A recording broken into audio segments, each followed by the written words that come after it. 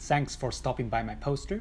Here I'm presenting the results of photon imaging using linear arrays, showing as the colored triangles in this map, deployed crossing the surface trace at different locations along the strike of the magnitude 7.1 Ridgecrest earthquake rupture zone. The array configuration is shown on the right with color indicating the elevation. Next, I will first introduce the analysis we have done in this study and then summarizing all the results in the last slide. The first signal we use is the teleseismic P waves. To obtain the P wave delay times associated with crustal structures beneath the array, we first truncate P waveforms with respect to predicted arrival times. Then we estimate the arrival pattern, as indicated by the red dashed curve, by cross-correlating waveforms within a certain time window. We can do this for all available teleseismic events, and the results at array B4 is shown here. The patterns are consistent between events, and as demonstrated by the dashed lines, dominated by a velocity contrast across the fault, with the southwest being slower. We can repeat this for the other arrays, and the results show significant along strike variations. Similarly, we can estimate the P wave delay times from local earthquakes. The left panel shows the P waveforms from a local event. After correction for propagation effect, a clear low velocity zone where P wave is delayed compared to the rest of the array is seen. We can get the delay time pattern for all source array pairs.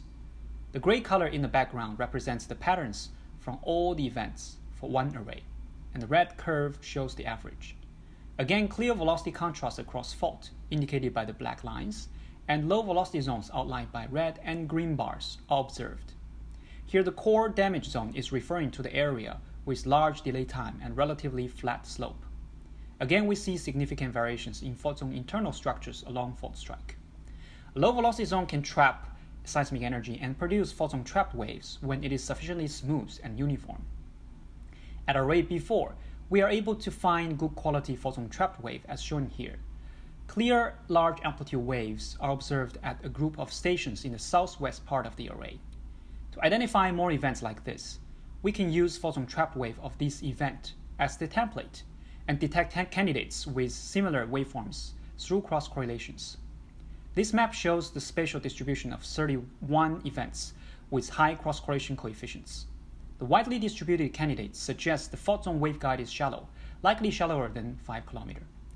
The fault zone trapped wave averaged over all the candidate events are inverted for properties of the waveguide and are shown in the last slide.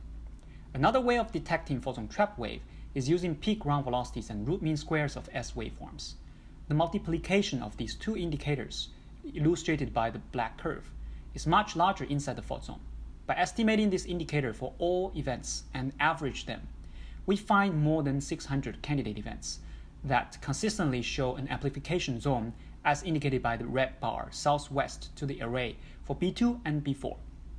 The fault zone waveguide also produces reflected P waves from its boundaries. Here I'm showing you vertical component waveforms from an example event. Fault zone reflected waves are clearly observed between P and S arrivals at stations outlined by the green curve, especially for the station B431, where 3 component waveforms are shown. In summary, we observe strong variations in fault zone structures along the fault strike, in agreement with the surface geology, the background color of this figure. The low velocity zones identified from P wave delay time analyses are marked by red and green bars, which collocated well with existing fault surface traces, indicating they are produced by rock damages associated with past earthquake ruptures. The velocity contrasts across fault are labeled, and using a VP of 5.6 km per second, the contrast plane likely extends to a depth of 10 km. Fault zone trapped wave are detected at arrays B2 and B4, outlined by the blue lines.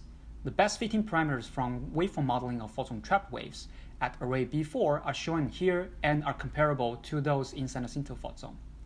Fault zone reflected waves are observed and likely generated from the southwest boundary of the fault zone waveguide beneath the array B4, as demonstrated here.